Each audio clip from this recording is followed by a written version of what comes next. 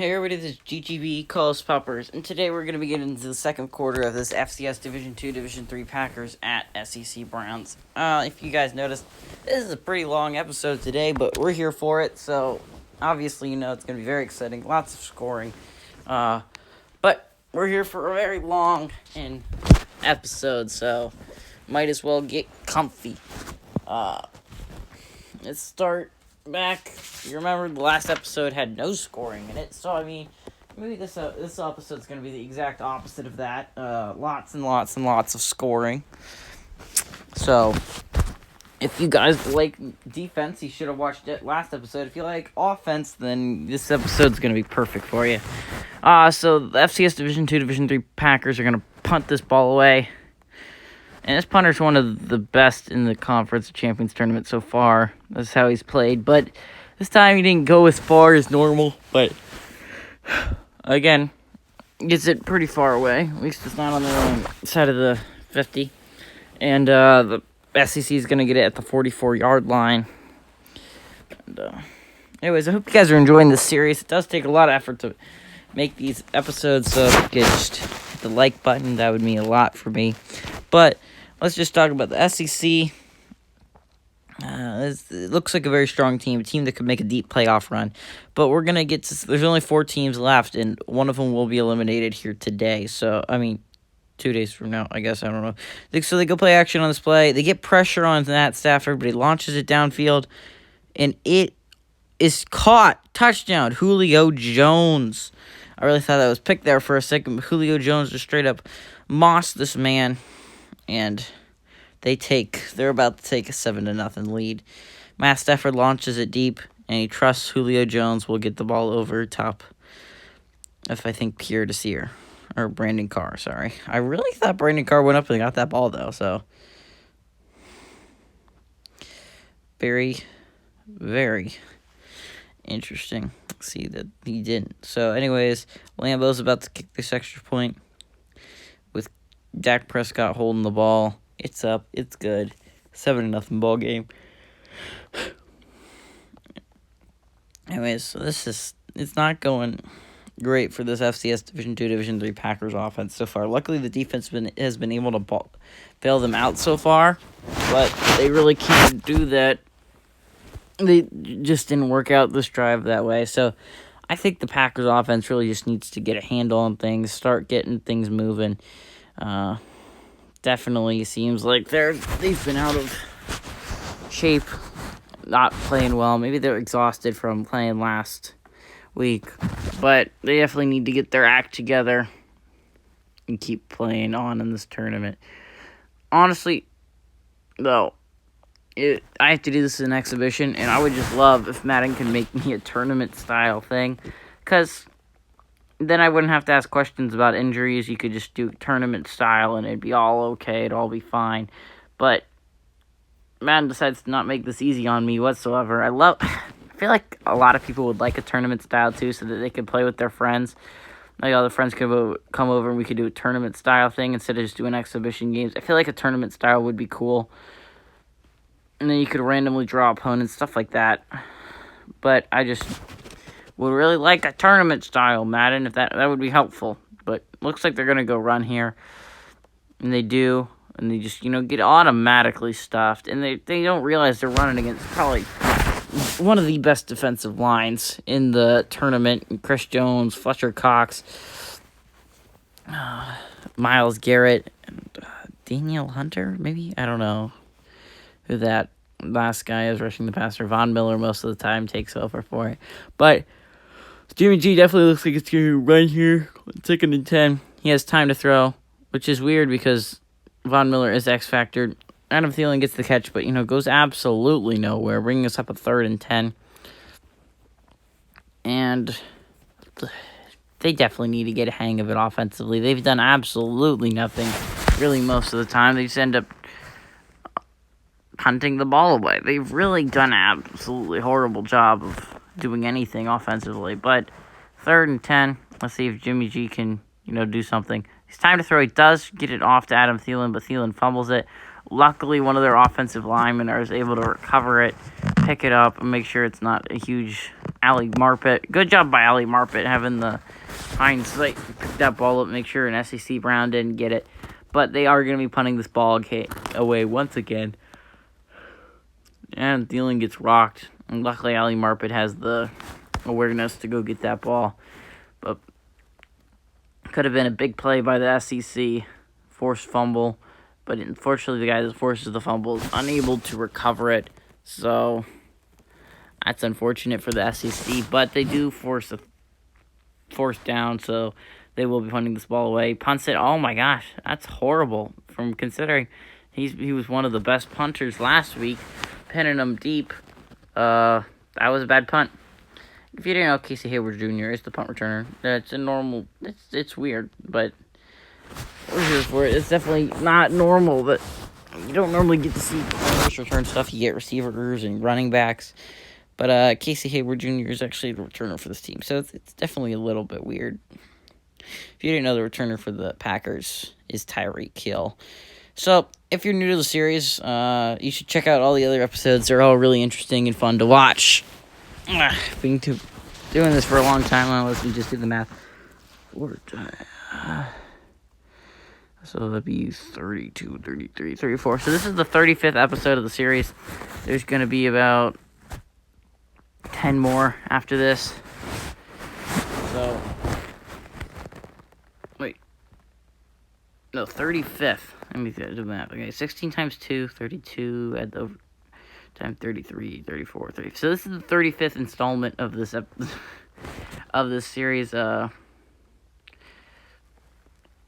There's 10 more episodes after this one, so there's going to end up being 45 total episodes in this series. So definitely a lot of different stuff to go check out. So I'd go check it out. It's a really cool series. I think it's really unique. If you don't know what the rules are, which I mean you probably do already, if you've been watching this series, but basically, you know how all college football fans are like, which conference is the best? Blah, blah, blah, blah, blah. So I decided, you know what? Let's determine it once and for all in Madden terms, okay?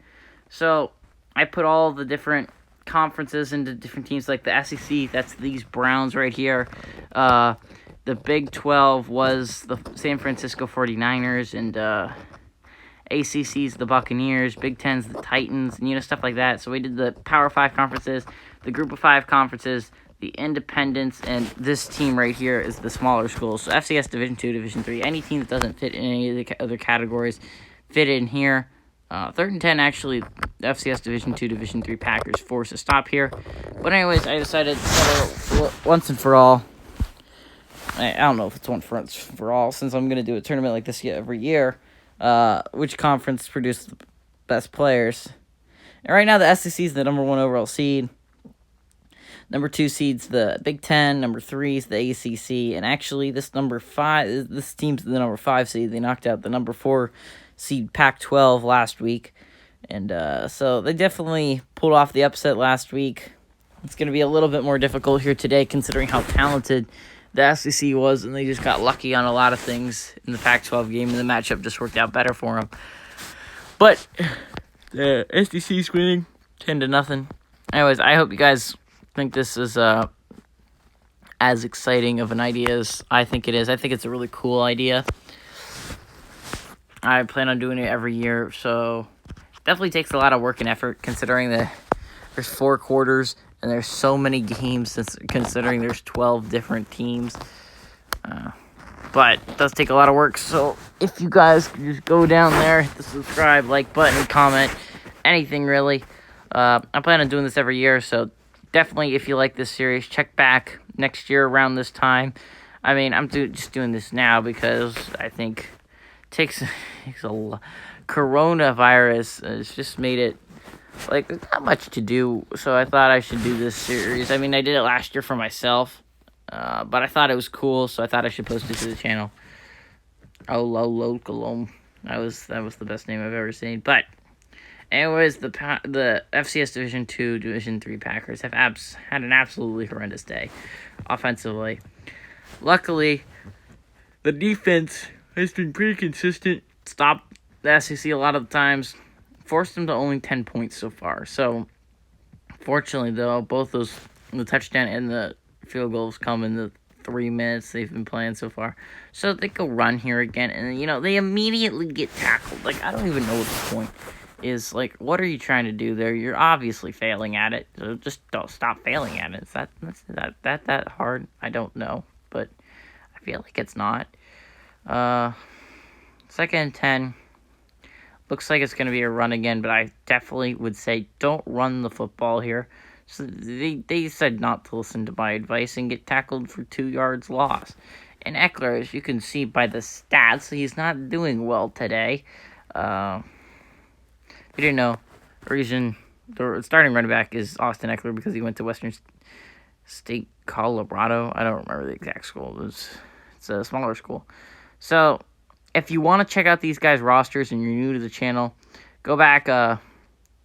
So for the SEC played MWC at SEC Quarter 1, and I showed the SEC roster then. So definitely go check that out if you want to see the full roster. So Jimmy G's balls tipped goes absolutely nowhere. And if you want to see the full roster of the FCS Division II, Division III Packers, see where they all went to school. Same thing for this. See where they all went to school, but you just go check out FCS/Division II/Division III at Sunbelt Quarter 1. It'll go over the Sunbelt roster and this roster. So just fast forward it if you don't want to. I think the Sunbelt might be the first roster we look at, but God, that was a god-awful punt. Man, this punter went from last week in the Pac-12 game. He was amazing. He pinned up deep every time, and he was part of the reason they ended up winning that game. But this game, he's just playing god-awful. He's horrible. He's in there on the SEC's on the other side of the Packers 50 once again. At least it was a better punt the last time, but still that was absolutely abysmal. So as you can see, we still have about half an hour more left of this episode. Anyways, I'm here for it. I hope you guys are going to enjoy it. So let's talk about the SEC a little bit here. And how I think the draft is going to change their team here. And if you don't know, and didn't watch that episode where we went over the rosters, the quarterbacks for the SEC are Matthew Stafford because he went to Georgia, Dak Prescott because he went to Mississippi State, and Ryan Tannehill because he went to Texas A&M. And there's this whole big, if you know, Texas A&M, they used to be a Big 12 school, so it was a debate for me whether to categorize them. It was hard because some of the Texas A&M players actually did play in the Big 12. For instance, Von Miller didn't play in the SEC; he played in the Big 12. But I decided to go with Texas A&M, qualifying them as an SEC school and bringing all the Texas A&M players to the SEC. But here's the thing. The SEC quarterback situation is definitely bleak here, but they're going to get 2 new recruits for this team. And honestly, a great stand by this FCS Division II, Division III Packers. Maybe I was wrong, and this won't be a high-scoring second quarter because it's been going on for a while. It's been 13 minutes to go over 5 minutes. And maybe it's just that they take a lot of shots deep and, they don't hit on any of them. And they, don't it takes so long. Maybe just no run game and not completing any passes really extends this run time a bit. But, almost blocked there. So out the back of the end zone. Anyways, what I was trying to say before my train of thought interrupted me was it definitely is going to change the quarterback situation next year for the SEC.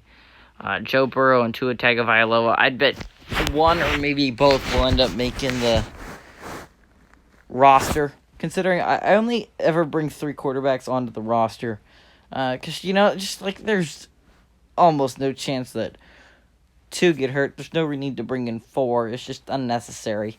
But I could see Joe Burrow and Tua Tagovailoa Okay, so Eckler picks up probably his biggest run of the day, but I could see both of them honestly making the roster. Dak Prescott and Ryan Tannehill not.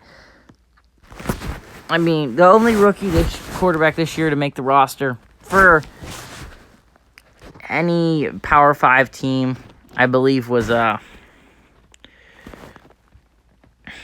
Big 12 ended up landing Kyler Murray on the roster, just because, like, the Big 12, just in general, right now only has 3 starting quarterbacks in the NFL. So Kyler Murray kind of landed there as default. Last year was Andy Dalton, but Kyler Murray makes it this year. Andy Dalton not being on the roster anymore. Same for this FCS Division II, Division III Packers. They really only at this point have 3 starting quarterbacks in the NFL. Obviously, Jimmy Garoppolo, Carson Wentz, and Ryan Fitzpatrick. So, yeah, really, there's not many. Ryan Fitzpatrick getting placed with Tua will end up cutting down on this roster starting quarterbacks for real life in the NFL because there's just no one else out there. I mean, unless you're a big believer in Easton Stick in LA, I just don't think you're going to end up with many FCS Division II, Division III quarterbacks in the NFL other than that. But who knows? You could end up finding some talent. But tight end wise, I think Adam Troutman could be a big key to unlocking this offense. Maybe opening it up a little bit more. Ooh, picked off. So just when the FCS Division II, Division III Packers started getting momentum, Von Miller drops into coverage and gets the interception. And as you can see, this guy is kind of the heart and soul of this defense. He's a very big key part of it. And Jimmy G's just not having a great day today. It's actually going absolutely horrendous for him. It's not going well at all. And tracked down by, I think, Cooper Kupp ends up getting this guy to the ground. But we're 17 minutes in, which means we about have half an hour left to go. So this is definitely going to be a slow-paced game. As you can see, we're about halfway through. So I don't know what happens that this game ends up taking so long. But we're here for it. And if you didn't... Okay, I'm going to explain. Since I really want to explain it to any newcomers. The reason why some of these teams, for instance, the SEC is the Browns. Because, I mean, like a lot of you can obviously see that the SEC is not in the same area as the Cleveland Browns. That's just, pretty obvious. But the reason I ended up picking the Browns to be the SEC was because I went off of the coaches.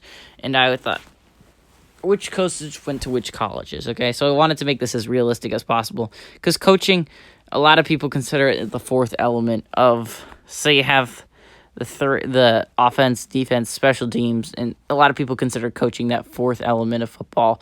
And I actually wanted to keep this realistic, and honestly, it is a big part. Not in Madden as much, but you definitely it changes your playbook and stuff. So I thought you shouldn't give certain teams advantages just for randomness. But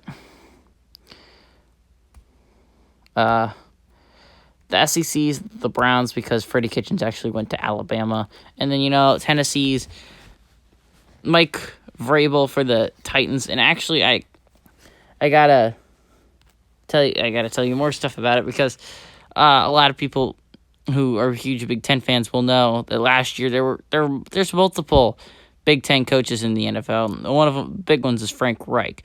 So the way I determined... Oh, look at Jimmy G's talking to his imaginary friend. But the way I determined that it was going to be Mike Vrabel from the Tennessee Titans is because, they did the best last year.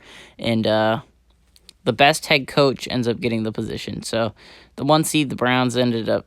The SEC only has one head coach in the NFL, and not even anymore since considering Freddie Kitchens was hired. But in Madden, he was still the head coach. So Freddie Kitchens is the Browns in the SEC. The Big Ten ends up getting the best coach did the best coach in the NFL considering to records and stuff. It turned out to be Mike Vrabel, so Mike Vrabel ended up getting the position gig. to be the head coach of the Big Ten, who it's actually quite an honor considering they went and won the Super Bowl last year. So let's see if Mike Vrabel can do a repeat in a few days. ACC ended up being the Buccaneers because Bruce Arians and stuff. He actually went to Virginia Tech. And I did a whole bunch of the schools like that, but obviously some of them it doesn't work like that. For instance, American. There's no head coach from the American Conference out there. So you got to get a little bit creative with it. So where did they coach? That was my first question. So you got Americans stuff. The biggest one is that Sean Payton actually coached at San Diego State, if you didn't know, before he went on to the NFL. So the Mountain West actually ended up getting one of the best head coaches in the NFL to be their head coach. Unfortunately, that didn't end up working out too great for him. But they did end up getting him, so that was an important moment for him. But there was one outlier, and that was Conference USA. And Conference USA fans, you can go back and watch your games earlier. Obviously, they didn't make the conference championship, but you can see how well they did against the Big 12 and stuff. But Conference USA neither had a head coach that went there or had a head coach who coached there. So then you go into a little bit of a moment of what to do with Conference USA. So then I decided, you know what, even though they're not in the game, which, I couldn't keep it accurate anymore, but even though they're not in the game, so I went offensive coordinator, defensive coordinator, and see where a lot of these guys coached and went to school and stuff. And turned out the defensive coordinator for the Cowboys, Mike Nolan, went to a Conference USA school. So that's why they're the Conference USA Cowboys, if you were wondering. But anyways, and then the seeding, I had to do it kind of conference tournament style. If you don't know, 12 teams doesn't break out well if you don't give teams some buys. If you have 12 and you cut it in half, that's 6, and you cut that in half, it's 3. It doesn't work out as a tournament style. So you have to give some teams some buys. So you end up, I had the top 4 teams end up getting buys. So how did I determine that they were the top 10 teams? Man, something happens here because there's only 5 minutes left in this game and there's still 20 minutes left of video. But how do I go to the overalls, and then you kind of see. So the best team was actually a tie. The highest overall, they were the SEC and the Big Ten were both 94 overall teams, and then the ACC and the Pac-12 were both 93 overall teams, and then the only other one was the Independents and the American were the same rankings. But anyways, I go off of rankings to determine the seedings. So, anyways, that's what I decided to do. That way, you end up with worst teams end up playing in the first round, so that they can determine who goes and actually ends up losing to the division in the divisional round. But actually, the FCS Division 2, Division 3 actually was the outlier here. First team that played in the wild card round to make it to the conference championship actually went and upset Pac-12 in Carolina. And if you don't, Ron Rivera went to a Pac-12 school, and that's why. But next year it's going to be the Pac-12 Redskins, and that's just not going to sound the same. But other than the Pac-12 Panthers, it just sounds so much better. But, man, they're going absolutely nowhere. They're just horrendous play calling. But, so it was a big question for me. What am I going to do now that they have 2 teams with the same ranking? So I did some playing games. I watched them myself. I didn't put them on the channel because, it's a lot of work just for something that's not even in the tournament, but the SEC ended up beating the Big Ten in the game. And to make sure that, so if you didn't know, if you're the highest seed, just like in the actual NFL, is getting home field advantage. Just like so the SEC are the Browns, so the home field goes to the Browns. But when we get to the Super Bowl, that all changes. We have no home field advantage. It ends up going to the Super Bowl so that both teams get equal treatment, basically. They both end up having a neutral field kind of thing. Oh my God, that's a horrendous punt once again. Honestly, you need to fire him. Like, I mean, he was great yesterday and the other few days. I mean, not yesterday, like 2 days ago, I guess, at this point. But, need to fire him. Like, desperately, fire him. Fire Jason Garrett. Just quote Scooter Magruder. But 4.5 minutes left game time. So, obviously, some crazy stuff happens here in these final 4.5 minutes. So, I'm here for it if you guys are. So, let's see what the SEC calls on this 1st and 10. So, they decided to go play action. He has time to throw. He throws it. Ooh, nice bat down. He's up a 2nd and 10. So, a lot of these players are good, but they're starting quality. It's just that the SEC has such a studded. You want to hear, if you haven't checked out the rosters, go check out the rosters. But the receiving core for the SEC, you have AJ Green, Amari Cooper, Odell Beckham Jr., Mike Evans,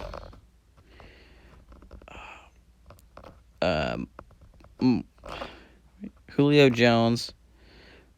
I think that's it, but it's definitely killer receiving core. And then the running back room is even better.